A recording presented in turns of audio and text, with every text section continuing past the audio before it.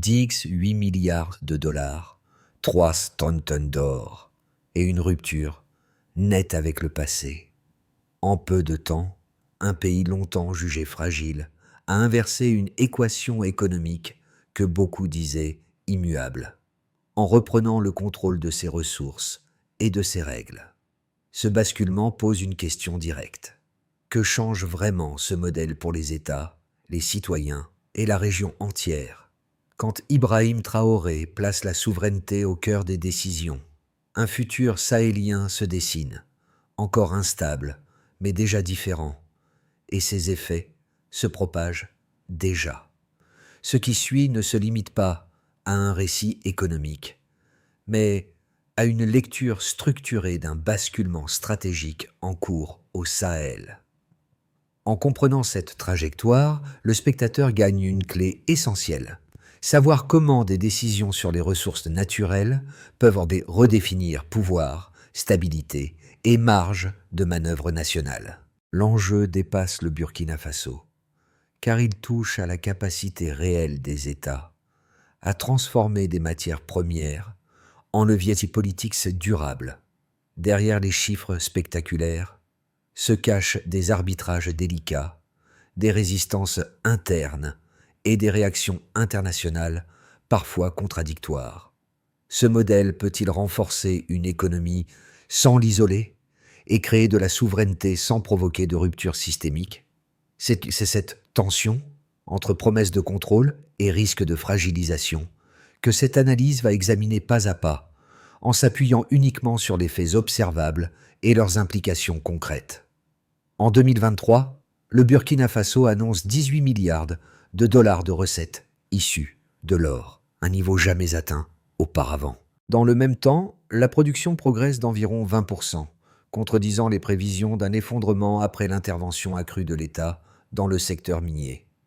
Ces deux données suffisent à comprendre pourquoi le cas burkinabé a rapidement attiré l'attention bien au-delà du pays. Elles signalent une rupture nette avec un modèle ancien, dans lequel l'extraction des ressources profitait surtout à des acteurs extérieurs, tandis que les finances publiques restaient sous tension. Pour saisir la portée de ce basculement, il faut revenir au contexte régional. Le Sahel est longtemps resté associé à une économie de dépendance, marquée par des accords miniers hérités de décennies passées. Ces accords y garantissaient une production stable, mais limitaient fortement la capacité des États à capter la valeur réelle de leurs propres ressources. Le Burkina Faso n'échappait pas à cette logique, avec un État cantonné à un rôle de régulateur faible et des recettes fiscales incomplètes. L'arrivée d'Ibrahim Traoré à la tête du pays s'inscrit dans ce paysage contraint. Son approche repose sur une idée simple: reprendre une part du contrôle sans interrompre la production. La nationalisation partielle des entreprises minières, combinée à des audits fiscaux, vise moins à rompre qu'à rééquilibrer. Cette stratégie modifie la relation entre l'État, les sociétés extractives et les revenus générés par l'or. Ce choix intervient dans un climat international tendu. Plusieurs partenaires extérieurs ont averti des risques: retrait des investisseurs, chute de la production, instabilité financière. Or, les premiers résultats observés vont à rebours de ces anticipations. La continuité de l'extraction, associée à une hausse des recettes publiques, suggère que le levier principal n'était pas la quantité produite, mais la manière dont elle était gouvernée. Ce mini-révélateur éclaire une question centrale. Le changement ne vient-il pas moins de l'or lui-même que des règles qui encadrent son exploitation sous Ibrahim Traoré? Dans cette séquence, l'État devient le véritable personnage central du récit. Longtemps cantonné à un rôle périphérique dans la gestion minière, il réapparaît comme un acteur opérationnel, présent dans les décisions, les contrôles et la redistribution. Ce changement se matérialise d'abord dans les administrations, où les audits fiscaux révèlent donc des pratiques jusque-là peu visibles et permettent de récupérer des arriérés significatifs. Pour les institutions publiques, ces résultats offrent une marge budgétaire nouvelle et une capacité accrue à planifier. Sur le terrain, les premiers effets se font sentir dans les zones minières. Des emplois sont maintenus, parfois renforcés, là où l'on craignait des fermetures ou des départs d'opérateurs. Les collectivités locales observent une circulation plus visible des revenus, notamment à travers des projets d'infrastructures de proximité. Ces évolutions restent inégales, mais elles modifient la perception d'un secteur longtemps perçu comme lointain et peu bénéfique pour les populations. Du côté des entreprises minières, l'adaptation est progressive. Les règles deviennent plus strictes, mais aussi plus lisibles, avec un État qui cherche à encadrer sans bloquer. Certaines sociétés ajustent leur stratégie, tandis que d'autres poursuivent leurs opérations, intégrant les nouvelles exigences fiscales et administratives. Le rapport de force évolue, sans basculer dans une confrontation ouverte. Pour les citoyens, ces signaux précoces ont une valeur symbolique forte. Ils donnent corps à l'idée que les ressources nationales peuvent produire des effets concrets, au-delà des discours. La question qui s'installe alors est simple et directe. Ces premiers impacts peuvent-ils durer et s'élargir sans perdre leur cohérence économique? Avant le tournant engagé sous Ibrahim Traoré, le secteur minier à burkinabé suivait une trajectoire relativement prévisible.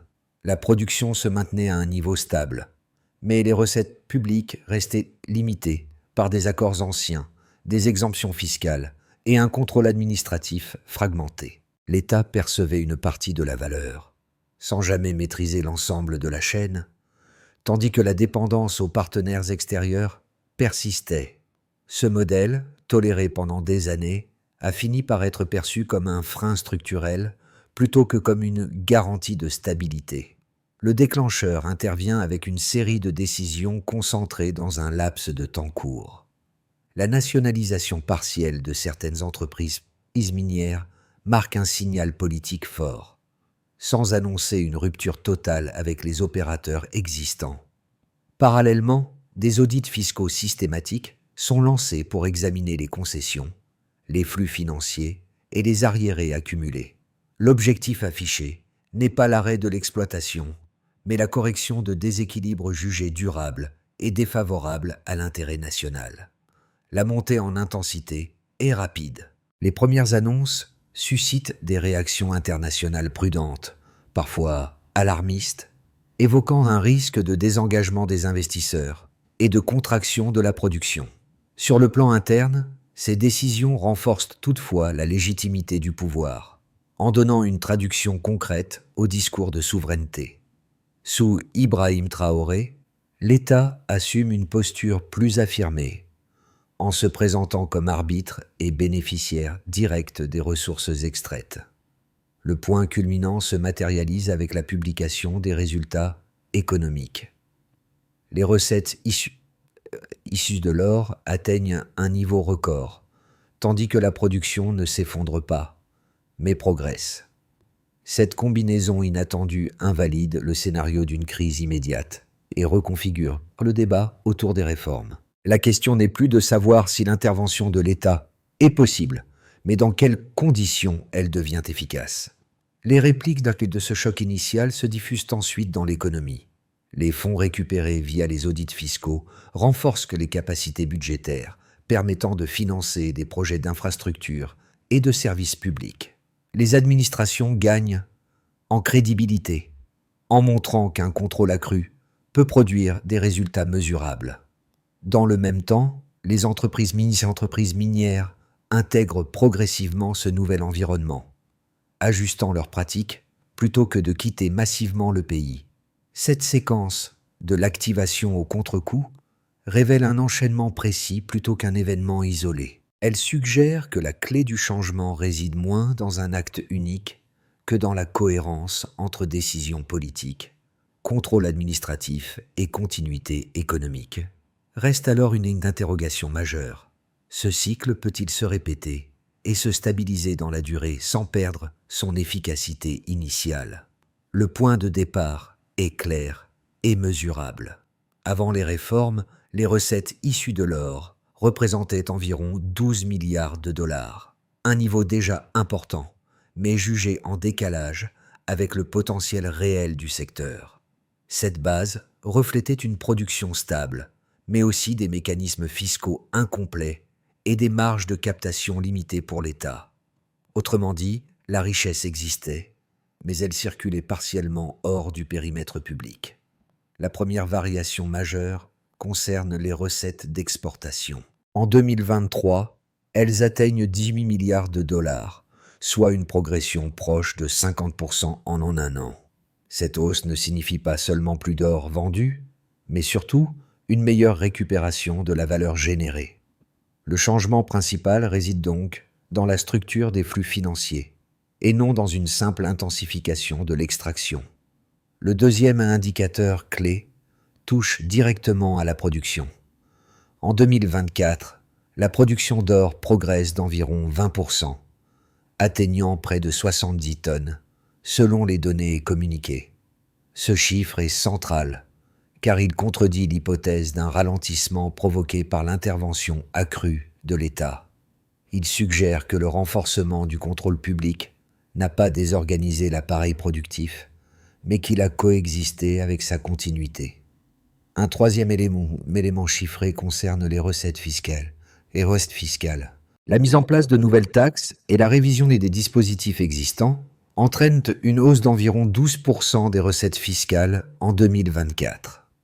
Cette progression donne à l'État une capacité nouvelle de financement, notamment pour les infrastructures, l'éducation et la santé. Chaque point de pourcentage supplémentaire se traduit ici par des marges de décision plus larges dans la politique publique. À ces chiffres s'ajoutent les résultats des audits nationaux. Sans introduire de nouveaux volumes de production, ces audits permettent de récupérer plusieurs milliards de dollars d'arriérés fiscaux. Ce mécanisme agit comme un rattrapage, révélant que la transformation passe aussi par la correction du passé. La donnée essentielle n'est pas seulement le montant récupéré, mais le signal envoyé sur la capacité de contrôle administratif. Pris ensemble, ces indicateurs dessinent une trajectoire cohérente. La hausse la sauce des recettes, la progression de la production et l'amélioration de la fiscalité évoluent dans le même sens. Sous Ibrahim Traoré, le changement quantitatif reflète donc un changement qualitatif dans la gouvernance des ressources. L'or n'est plus seulement extrait, il est intégré dans une logique de pilotage économique plus structurée. Cependant, ces chiffres soulèvent une question de fond. S'agit-il d'un effet de rattrapage ponctuel ou d'une dynamique durable capable de se maintenir au-delà de la phase initiale de réforme? La réponse dépendra moins des volumes que de la capacité à stabiliser ces mécanismes dans le temps. Deux critiques majeures structurent sur les réserves formulées à l'encontre du modèle mis en place. La première concerne le risque de fuite des investisseurs, souvent présenté comme une conséquence mécanique de toute intervention accrue de l'État dans un secteur extractif. Selon cette lecture, le durcissement des règles, la nationalisation partielle et l'incertitude politique inciteraient les entreprises étrangères à se retirer, entraînant une baisse de la production et des recettes. Ce raisonnement s'appuie sur des précédents historiques observés dans d'autres pays riches en ressources. Cette critique mérite d'être prise au sérieux. Les investissements miniers reposent sur des horizons longs, des coûts fixes élevés et une stabilité contractuelle perçue comme essentielle. Toute modification unilatérale des règles peut donc être interprétée comme un signal négatif, susceptible de réorienter les capitaux vers des juridictions jugées plus prévisibles. Dans cette optique, la prudence des acteurs internationaux apparaît rationnelle et non idéologique. La seconde objection porte sur les capacités de gestion de l'État. Les détracteurs estiment que l'administration burkinabé ne dispose ni de l'expertise technique ni des ressources humaines suffisantes pour encadrer efficacement un secteur aussi complexe. Ils craignent une inefficacité accrue, des lenteurs bureaucratiques et, à terme, une dégradation de la performance globale du secteur minier. Ici encore, l'argument repose sur une réalité fréquente dans des économies en développement. Face à ces critiques, les données disponibles apportent toutefois des éléments de nuance. La production d'or n'a pas reculé mais a progressé, ce qui affaiblit l'hypothèse d'un retrait massif des opérateurs. Les entreprises semblent avoir intégré les nouvelles règles plutôt que quitter le marché, suggérant une capacité d'adaptation supérieure aux anticipations. L'intervention de l'État n'a donc pas rompu la continuité productive. Concernant la gestion administrative, les audits fiscaux constituent un indicateur révélateur. Ils ont permis de mettre en lumière des irrégularités persistantes et de récupérer des montants significatifs, là où les mécanismes antérieurs échouaient. Cela ne signifie pas une administration parfaite, mais une amélioration mesurable de la capacité de contrôle. Sous Ibrahim Traoré, la gouvernance progresse moins par expertise idéale que par volonté politique et clarification des règles. Ainsi, les critiques identifient des risques réels, mais leurs effets observés restent limités à ce stade. Le modèle n'annule pas les contraintes structurelles, il les reconfigure. La question centrale devient alors non pas celle de la légitimité des objections, mais de la capacité du système à continuer de les contenir dans le temps.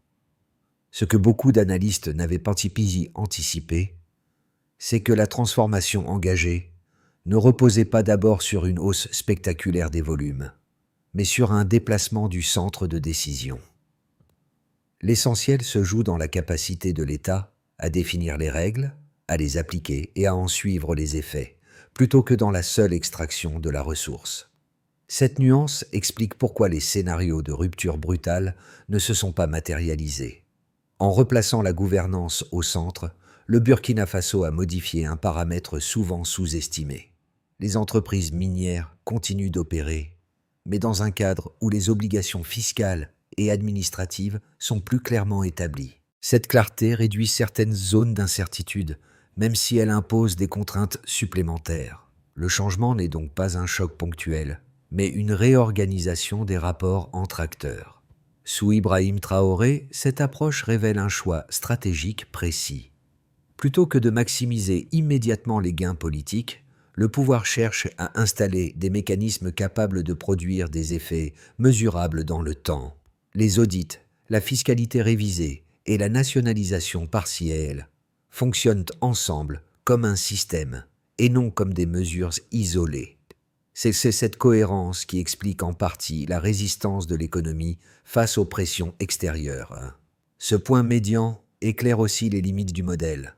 Si la gouvernance reste le levier principal, elle devient également le point de fragilité majeur. Toute perte de discipline administrative ou de lisibilité des règles pourrait rapidement en réduire les bénéfices. Le tournant observé n'est donc pas acquis, mais conditionné à la continuité de cette architecture décisionnelle. La question qui s'impose alors est simple. Ce recentrage sur la gouvernance peut-il produire des effets durables au-delà de la phase initiale de réforme et s'étendre à d'autres secteurs clés de l'économie? Pour l'État burkinabé, les effets ci sont d'abord budgétaires et institutionnels. La hausse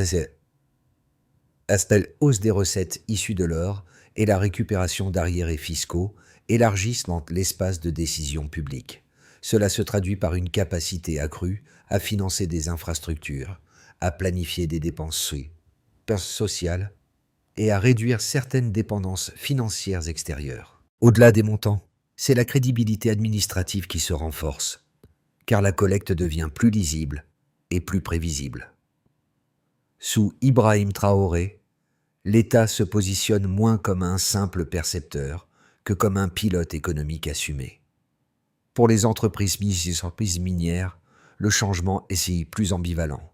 Les règles sont devenues plus exigeantes, notamment sur le plan fiscal et déclaratif, ce qui accroît les coûts de conformité.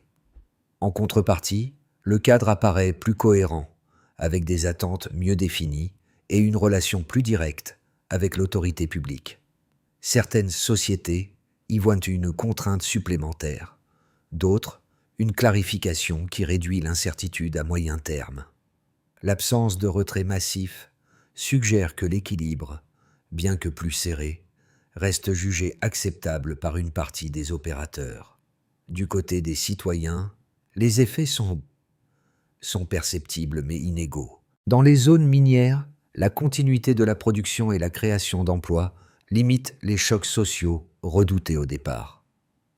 Les investissements publics rendus possibles par les nouvelles recettes commencent à se matérialiser dans les infrastructures locales, l'éducation ou la santé. Ces améliorations restent progressives et parfois difficiles à mesurer individuellement, mais elles modifient le lien entre ressources nationales et bénéfices collectifs. La réforme prend alors une dimension concrète, au-delà des chiffres macroéconomiques. À l'échelle régionale, enfin, le signal est surtout politique. Le Burkina Faso montre qu'une reprise de contrôle partiel des ressources n'entraîne pas nécessairement un effondrement économique immédiat.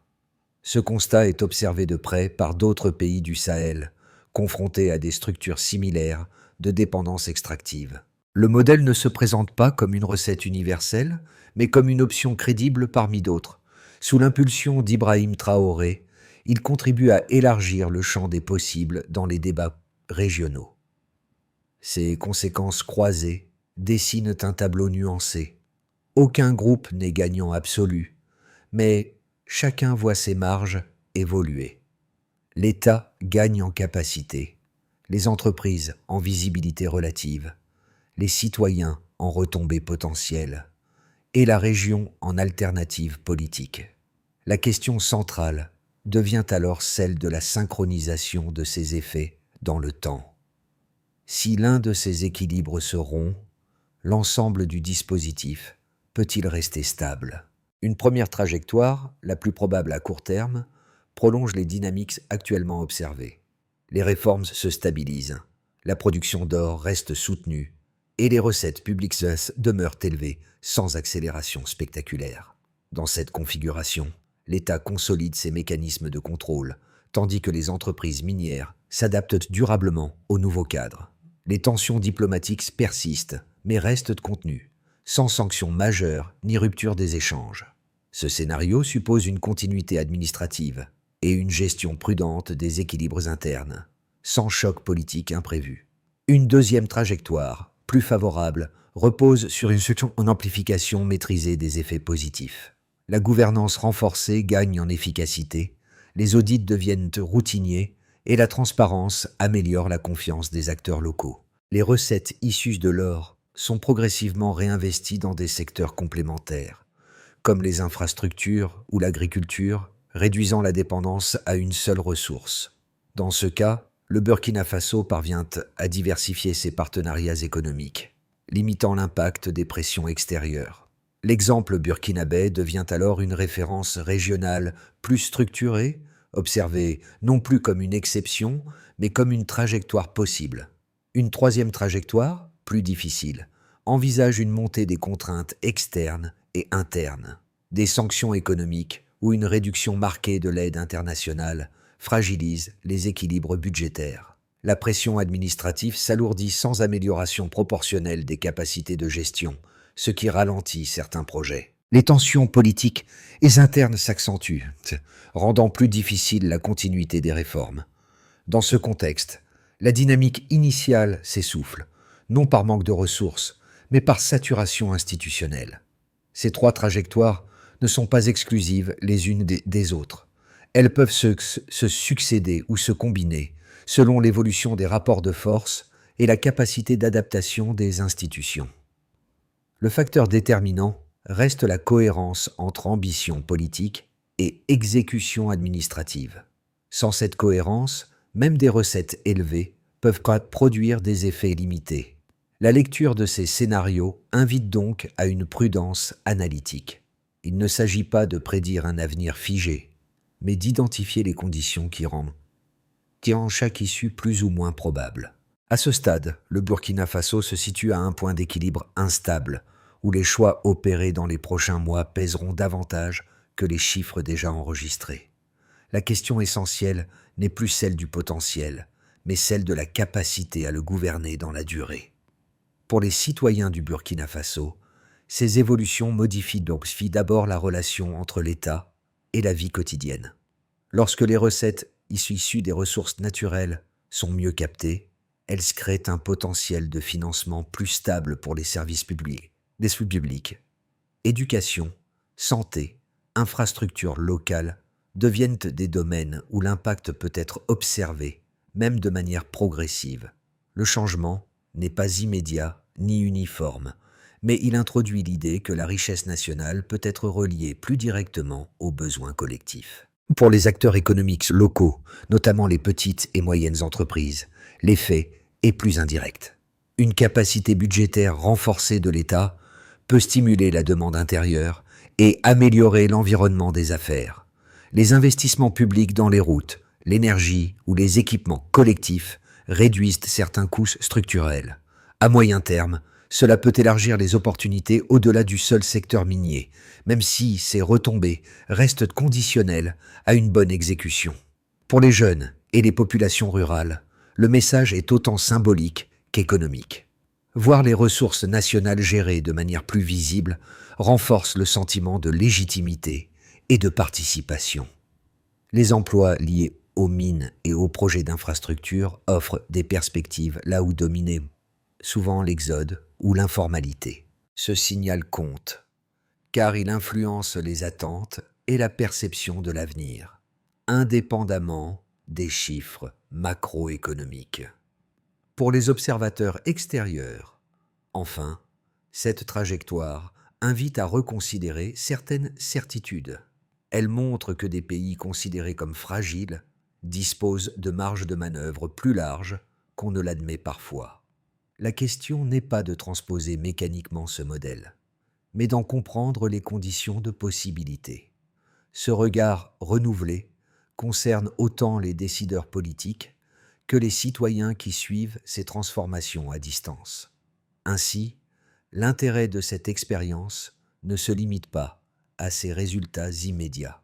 Il réside aussi dans la façon dont elle redéfinit ce que l'on croit possible pour des économies longtemps perçues comme contraintes.